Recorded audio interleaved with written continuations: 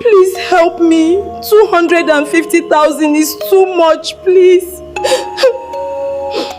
250,000 naira. The doctor's word hit Adaeze like a physical blow.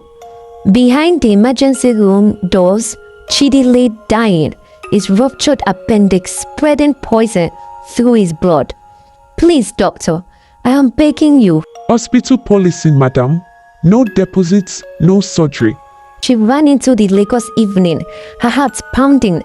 They were already behind on the children's school fees. The only mercy was the small flat Chidi inherited from his father. At least they had a roof. Uncle Festus didn't even let her sit down. Did you not know a day like this would come? When you married a pauper? We have no money. Leave my house. Her cousin smiled coldly. Sister, everywhere is tight, so I can't help. The next week, she heard he had bought land for 3 million naira. Their friends, people who had eaten at their table, all had the same answer.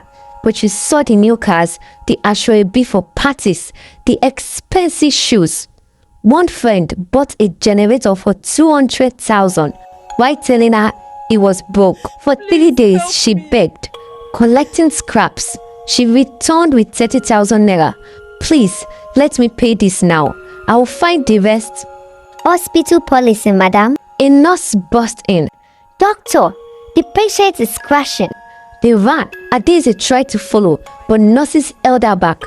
Through the window, she watched them fight for Chidi's life. Minutes felt like hours. The doctor emerged, pulling off her gloves. I'm very sorry. The infection. We lost him. A scream shattered the evening air. They buried Chidi in their small backyard the next day. Not one family member came, not one friend, just Adaeze, 10-year-old Obina and 8-year-old Chioma, standing alone under grey skies. 2 months later, Obina collapsed with fever. Adaeze worked every hour she could, but money came too slowly. She returned home one evening to find Chioma sobbing. Mama, brother won't wake up. Obina, she shook him, his face so like Chidi's. Wake up. We are going to the hospital now. Wake up. But her son was already cold. She dug another grave beside his father's.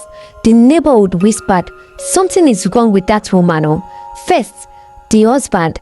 Now picking. Now wow. 3 weeks later, a downfall bus struck Chioma crossing to school. The driver never stopped. Her daughter's small body lay in the road, her school bag still on her back. Adaeze dug the third grave. 3 mounds of redheads, her entire world buried in her backyard. She walked through Lagos like a ghost. A man appeared beside her one evening, dressed in white, that seemed to glow. His eyes were old, ancient. I can help you make them pay. All of them all turned away. Who are you? He smiled. A friend to those who have lost everything. He handed her a small pouch. That night, Chidi's uncles broke down her door. The same uncles who had refused to help save his life. You must leave this house. Your husband is dead. Your children are gone. You have nothing to show for the marriage. We are selling the property. This is my home. They dragged her into the streets, threw her down and padlocked the door. She watched them laugh and divide the keys, celebrating like they had won the lottery. Sitting in the dust with nothing but the clothes on her, Adaeze opened the pouch. Inside was a single cowrie shell. When the man in white appeared, she didn't hesitate. What do I do? Just hold it and say yes. Yes! The shell burned out in her palm, then turned to dust. 6 months later, Adaeze returned. She wore silk and gold, drove a Mercedes. Money flowed like water, but she didn't care. She had come for one purpose. She found Uncle Festus' son, bright boy, just got a scholarship. She made sure he got sick, made sure the hospital bills climbed impossibly high. When Uncle Festus came begging at her gate, she looked at him with empty eyes. Did you not know a day like this would come?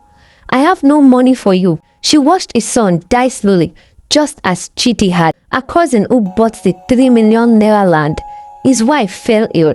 Adaeze made sure every hospital turned him away, made sure he felt every moment of helplessness she had felt. His wife died screaming. Befriend with a new car. His daughter needed surgery. Adaeze made certain he couldn't raise the money, made him watch his child slip away.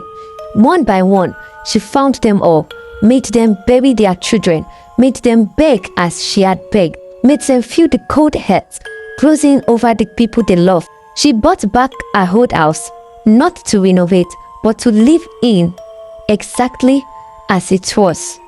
Every evening, she sat by the 3 graves in the backyard, talking to her family. People whispered, why does she stay in that terrible place when she's so rich? But how could she leave them? 1 year after her return, the man in white appeared beside the graves. You've done well, he said softly. What did you take from me? She asked. My soul? No. He knelt beside Chidi's grave.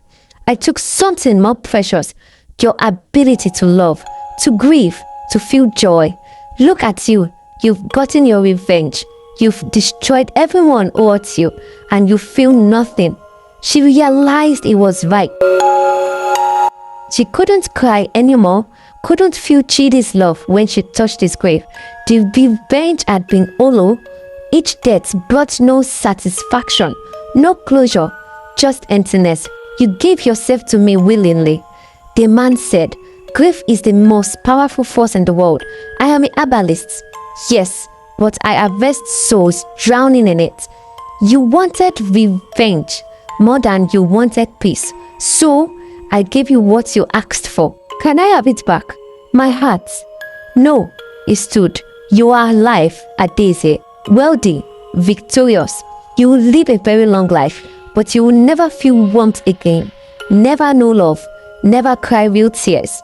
You've become exactly what destroyed your family. Someone with money and no mercy. He vanished into the twilight. Years passed. Adaeze lived in the small flat beside the 3 graves. She had more money than she could spend. Everyone who had wronged her was destroyed, buried their children, lost their homes, died in poverty. But she sat alone every evening, talking to graves that never answered. She tried to remember Chioma's laugh, Upina's smile, Chidi's touch, but they felt like stories about strangers, distant, cold. She had made a deal with the devil himself. She had gotten her revenge, but the price was everything that made her human. The 3 graves kept their silence, and Adaeze kept her vigil, alive but dead, rich but empty, victorious but utterly, eternally alone.